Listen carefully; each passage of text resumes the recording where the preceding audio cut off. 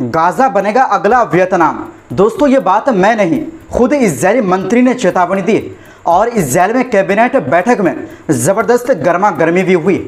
IDF chief ने भी गंभीर नतीजे भुगतने की बात कही है, क्योंकि हमास से लड़ना आसान नहीं है। क्या है पूरी खबर, आपको सब कुछ बताएंगे। और अगली खबर में आपको बताएंगे ईरान पर संयुक्त राष्ट्र की पुरानी पाबंदियां लगाने की तैयारी। लेकिन इसी बीच रूस और चीन ईरान के सपोर्ट में खुलकर मैदान में आ गया है और साफ कहा है यूरोप का गैर कानूनी फैसला नहीं चलेगी। और साथ में आपको बताएंगे गाजा नरसंहार पर एर्दोगान का गुस्सा। वैश्विक मंच एससीओ समिट में बोले, क्या दुनिया इतनी कमज़ोर हो गई है? यूएन पर निकाली भड़ास। तो बिना समय गंवाए खबरों की शुरुआत करते हैं। दोस्तों इजरायल की सियासत और जंग दोनों ही एक नए मोड़ पर है। अल जज़ीरा के मुताबिक इजरायली अखबार हारेतिज़ ने खुलासा किया है कि रविवार रात से सोमवार सुबह तक चला कैबिनेट का मीटिंग बाकी बैठकों से बिल्कुल अलग था। इस बार सिर्फ जंग की चालें नहीं बल्कि पूरी स्ट्रेटेजी पर बहस हुई। यहाँ तक कि लिकुड पार्टी के कुछ मंत्री भी सेना और खुफिया एजेंसियों के साथ खड़े दिखे। सबने मिलकर चेतावनी दी कि नई सैन्य योजना अरबात गिदोन 2 यानी ये इजरायल का नया ऑपरेशन का नाम है, भारी खतरा बन सकती है। लेकिन प्रधानमंत्री बेंजामिन नेतन्याहू ने इस पर वोटिंग से इनकार कर दिया और बार बार ये कहा कि अमेरिकी राष्ट्रपति डोनाल्ड ट्रंप इस ऑपरेशन का पूरा साथ देंगे। सभी सैन्य और सुरक्षा अधिकारियों ने साफ कहा कि गाजा सिटी पर कब्जा करना इजरायल को बहुत भारी पड़ेगा, लेकिन हमास को हराना संभव नहीं होगा। चीफ ऑफ स्टाफ इयाल जमीर ने सरकार को समझाया, अगर जमीनी हमला हुआ तो ये लड़ाई कम से कम 1 साल चलेगी और लाखों लोगों को दक्षिण की तरफ धकेलने से मानवीय तबाही खड़ी होगी। उन्होंने ये भी कहा कि गाजा में कोई सैन्य सरकार चलाना अव्यवहारिक है, क्योंकि इजरायल इसके लिए बिल्कुल तैयार नहीं। हैरानी की बात यह रही कि सिर्फ सेना ही नहीं बल्कि लिकुड पार्टी के कुछ मंत्री भी नेतन्याहू पर सवाल उठाते नजर आए। विदेश मंत्री गिदोन सार, विज्ञान मंत्री गीला गमलीएल, सहयोग मंत्री डेविड अम्सालेम और यहाँ तक कि न्याय मंत्री यारिव लेविन सबने सवाल किए। अम्सालेम ने चेतावनी दी, गाजा हमारा वियतनाम बन जाएगा। मतलब जिस तरह अमेरिका को वियतनाम से उल्टे पांव भागना पड़ा था, इसी तरह गाजा से भी इजरायल को उल्टे पांव भागना पड़ेगा। ये इजरायल के मंत्री चेतावनी दे रहे हैं। लेकिन इसके बावजूद नेतन्याहू टस से मस नहीं हुए। उनका कहना था कि ट्रंप हमेशा इजरायल का साथ देंगे और आंशिक कैदी सौदे स्वीकार करने का मतलब यह है कि हमास ने अपहरण करके इजरायल को झुका दिया। वहीं अतिवादी मंत्रियों जैसे बेन गवीर और ओरित स्ट्रोक ने खुलकर आईडीएफ चीफ जमीर को निशाना बनाया। स्ट्रोक ने चीफ ऑफ स्टाफ जमीर पर हमला बोलते हुए कहा कि अगर उन्हें युद्ध के नतीजों का डर है तो उन्हें इस्तीफा दे देना चाहिए। जमीर ने जवाब में कहा कि वो ऐसा व्यक्ति नहीं है जो मंत्रिमंडल के फैसलों का आंख मूंद कर पालन करे। उन्होंने सुरक्षा एजेंसियों के आकलन का हवाला देते हुए कहा कि बड़े पैमाने पर सैन्य अभियान ना तो हमास को काबू कर पाएगा और ना ही उसे नेतन्याहू की शर्तें मानने पर मजबूर करेगा, बल्कि इससे इजरायल की अंतर्राष्ट्रीय स्थिति और ख़राब होगी, खासकर तब जब दुनिया के कई देश लगातार फिलिस्तीन को मान्यता देने की दिशा में कदम बढ़ा रहे हैं।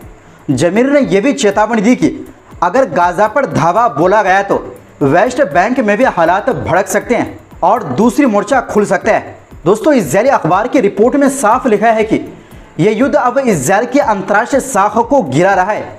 यूरोप और पूरी दुनिया में फिलिस्तीन को मान्यता देने की आवाज़ें तेज हो रही। वैसे दोस्तों गाजा के प्रतिरोध का मुकाबला करते इजरायल के ज़रूर पसीने छूट रहे हैं, लेकिन वो आम लोगों पर बड़ी बेदर्दी से हमला कर रहे हैं और एक एक दिन में 60, 70 और कभी कभी 100 पार हो जाते हैं। सिर्फ एक दिन में इतने फिलिस्तीनी मारे जाते हैं। वहीं दूसरी ओर दोस्तों ईरान के न्यूक्लियर प्रोग्राम को लेकर एक और बड़ी हलचल हुई।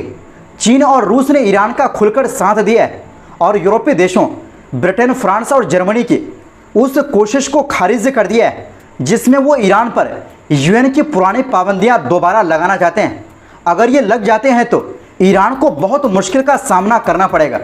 ये वही पाबंदियां हैं जो 10 साल पहले 2015 के न्यूक्लियर डील के बाद हटा दी गई थी। इस डील के तहत ईरान ने अपने न्यूक्लियर प्रोग्राम पर कुछ सीमाएं मानी थी और बदले में उस पर लगी अंतर्राष्ट्रीय आर्थिक पाबंदियां हट गई थी। लेकिन 2018 में अमेरिका के उस वक्त के राष्ट्रपति डोनाल्ड ट्रंप ने इस समझौते से निकलकर पूरा खेल बदल दिया अब यूरोप ने पिछले हफ्ते स्नैप बैक यानी तेजी से पाबंदियां वापस लाने का मैकेनिज्म एक्टिवेट कर दिया। उनका आरोप है कि ईरान ने डील तोड़ी है और तय लिमिट से ज़्यादा यूरेनियम बना रहा है। लेकिन चीन, रूस और ईरान ने एक संयुक्त चिट्ठी लिखकर इस कदम को गलत, गैरकानूनी और राजनीतिक रूप से नुकसानदेह बताया है।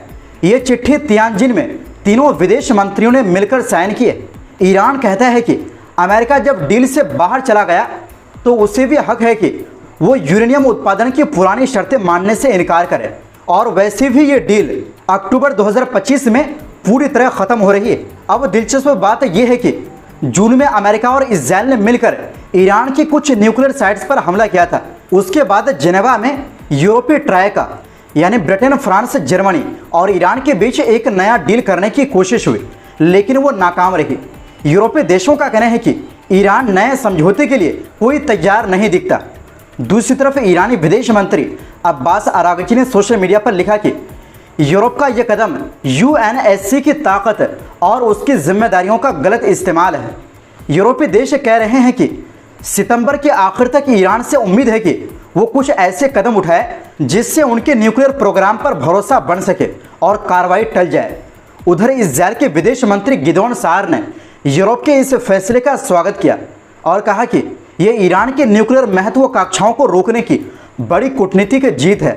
दोस्तों, अगर ये पाबंदियां लगती है तो 30 दिन बाद लागू होंगी और इनके तहत बैंकिंग, तेल, गैस, डिफेंस और फाइनेंशियल सेक्टर पर कड़ी रोक लगेगी। वहीं दूसरी ओर दोस्तों, तुर्की के राष्ट्रपति रजब तैयब एर्दोगान ने दुनिया से सख्त सवाल किया है। उन्होंने कहा, आखिर ऐसा क्यों है कि गाजा में पिछले 23 महीनों से बच्चों, बुजुर्गों और मासूमों की मौत हो रही है और दुनिया अब तक इन जुल्मों को रोक नहीं पा रही। एर्दोगान ने चीन के तियानजिन शहर में हुई शंघाई सहयोग संगठन की बैठक में बोल रहे थे। उन्होंने साफ कहा, दुनिया की बड़ी बड़ी समस्याएं तभी सुलझेंगी जब मुल्क आपस में मिलकर काम करेंगे और सच्चे मायनों में एक दूसरे का साथ देंगे। उन्होंने जोर देकर कहा कि असली जिम्मेदारी संयुक्त राष्ट्र की है, लेकिन आज ये संस्था अपने मकसद से बहुत पीछे रह गई। अगर संयुक्त राष्ट्र को सच में दुनिया के मजलूमों की आवाज़ बनना है तो इसमें बड़े सुधार करने ही होंगे। एर्दोगान ने अंतर्राष्ट्रीय समुदाय को आईना दिखाते हुए पूछा, 63,000 से ज़्यादा फिलिस्तीनियों की हत्या, हज़ारों बच्चों की मौत भूख से, क्या दुनिया इतनी भी कमज़ोर है कि इसे रोक नहीं सकती? एर्दोगान ने सीरिया का जिक्र करते हुए कहा कि अब वहाँ एक नई शुरुआत का मौका है। उन्होंने कहा कि तुर्की हमेशा सीरिया की ज़मीन और सियासी एकता का समर्थन करेगा और अगर किसी ने पड़ोसी मुल्क की सरहदों से खिलवाड़ करने की कोशिश की तो तुर्की उसके खिलाफ डटकर खड़ा होगा। राष्ट्रपति एर्दोगान ने तुर्की की सोच साफ करते हुए कहा, हम मानते हैं कि हर मामले का हल बातचीत, कूटनीति और आपसी इज्जत से निकल सकता है। उन्होंने शंघाई सहयोग संगठन की तारीफ की और कहा कि ये मंच आज की दुनिया में ऊर्जा सुरक्षा और बड़े बड़े इंफ्रास्ट्रक्चर प्रोजेक्ट के लिए बेहद अहम है। आखिर में एर्दोगान ने उम्मीद जताई कि आने वाले वक्त में तुर्की और एससीओ देशों का रिश्ता और मजबूत होगा, क्योंकि आज दुनिया को मिलकर काम करने की पहले से ज़्यादा ज़रूरत है। तो दोस्तों, फिलहाल के लिए इस रिपोर्ट में बस इतना ही। आपसे गुजारिश है, हमारी सपोर्ट के लिए चैनल को सब्सक्राइब करें और इस वीडियो को लाइक और शेयर ज़रूर करें। बस यही हमारे लिए काफ़ी है।